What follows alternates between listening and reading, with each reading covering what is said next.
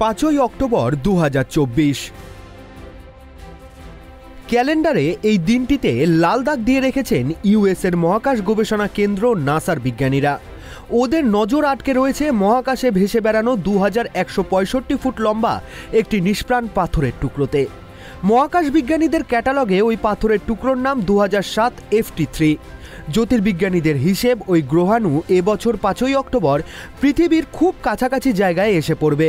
সেই সময় পৃথিবীর সঙ্গে ওই গ্রহাণুর দূরত্ব 15 লক্ষ কিলোমিটার হতে পারে বলে মনে করা হচ্ছে।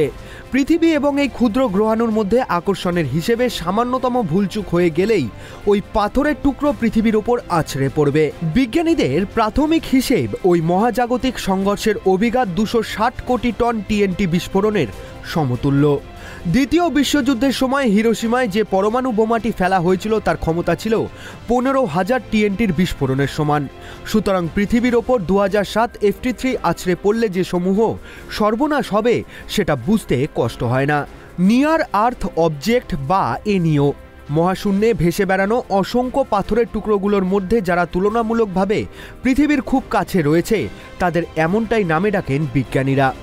এরা হচ্ছে সেই পর্যায়ের প্রস্তরখণ্ড যারা পৃথিবীর কক্ষপথের 2 কোটি কিলোমিটারের মধ্যে চলে আসে এবং যাদের দৈর্ঘ্য 460 ফুটের চেয়েও বেশি হয়।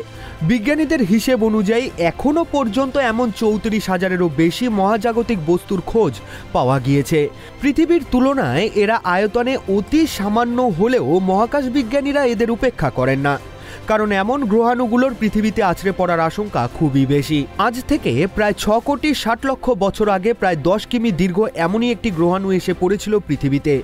ডাইনোসরের পাশাপাশি সেই প্রাচীন পৃথিবীর প্রায় 90% প্রাণী সেই সংঘর্ষেই বিলুপ্ত হয়ে যায় বলে মনে করা হয়। আবারও কি সেই ঘটনারই পুনরাবৃত্তি হতে চলেছে? সেই কারণেই 2007 FT3 এবং 5ই অক্টোবর এই দুইয়ের ওপর থেকে নজর সরছে না কারোর। বিজ্ঞানীরা অবশ্য জানাচ্ছেন পৃথিবীর ওপর এই গ্রহাণুর আছড়ে পড়ার সম্ভাবনা খুবই কম, 115 কোটি বারের মধ্যে মাত্র একবার। তবে সেই সম্ভাবনা কিছুটা বাড়বে 2030-এর 3রা March.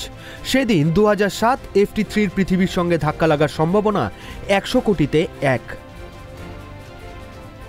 Bureau report, tribe TV Bangla.